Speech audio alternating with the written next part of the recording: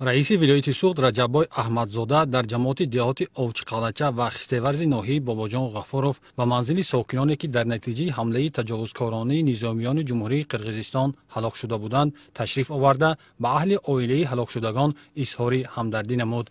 ضمن حالپرسی نزدیکان شهید شدگان، رئیس ولایت از نام اساسگزار صلح و وحدت ملی، پیشوای ملت، پرزیدنت جمهوری تاجیکستان محترم امامعلی رحمان به نزدیکان و پیوندان فوتیدگان اظهار تسلیت کرده به آنها صبر جمیل خواست. تاکید گردید که دولت و حکومت همیشه پشتیبان خلق و ملت میباشد. باید قید نمود که روزهای 14 17 سپتامبر قشنهای سرحدی کمیته دولتی امنیت ملی جمهوری قرقیزستان به یگان سبب نسبت به جمهوری تاجیکستان عملیات تجاوزکارانه مسلحانه انجام داد. در جریان این عملیات تجاوزکارانه جانب قرقیزستان از مینامیاد، پولمیاد و دیگر اسلحه آتشفشان، هواپیماهای بی سرنشین ضربه زننده بیرکتر TB2 و سیستم‌های موشکی ضربه زننده استفاده نمود که باعث هلاکت ساکنان آسایشته گردید. باعث تأسف است که در نتیجه این عملیات جانب قرقیزستان ساکنان آسایشته که اکثر در منزل زیست خود قرار داشتند و به کار و بار روزگار مشغول بودند مورد حمله نوجوانمردانه نظامیان قرقیز قرار گرفته و با صد ارمان این دنیا را ترک گفتند.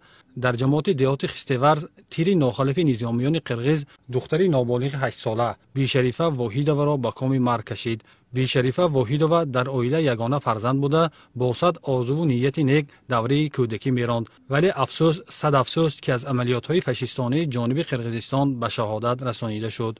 در این روز رئیس ولایت همچنین از منزل‌های استقامتی ساکنان که در نتیجه این زدوخورد مسلحانه آسیب دیده است بازدید نمود. چطور مشاهده‌ها نشان می‌دهد نظامیان قرقیز هدفمندانه منزل زیست شهروندان را زیر آتش قرار داده و آن را خراب و ولنگار کردند. خانه‌های استقامتی شهروندان که با مهنت حلال تمام سالها بنیاد یافته است در یک لحظه به خاکستر مبدل گشت. ضمن بازدید رئیس ولایت تاکید داشت که در اساس دستور و سپارش‌های بی‌واسطه اساسگزار صلح و وحدت ملی پیشوای ملت پرزیدنت جمهوری تاجیکستان محترم امامعلی رحمان گروه کاری تأسیس داده شده ضرر رسانیده معین کرده می شود و دولت و حکومت جهت برقرارسازی منزل زیست شهروندان همه جانبه کمک خواهد رسانید. یک ساعت ساعت هفت سحری تا هفت شب بی آقات و بی چیز تمام مونده برفتم یک تبصرم هم تو برآمد ترفت همین که تشتیم علاج نیست همه چیزامو سخته ادا شد. من اینجا ذخیره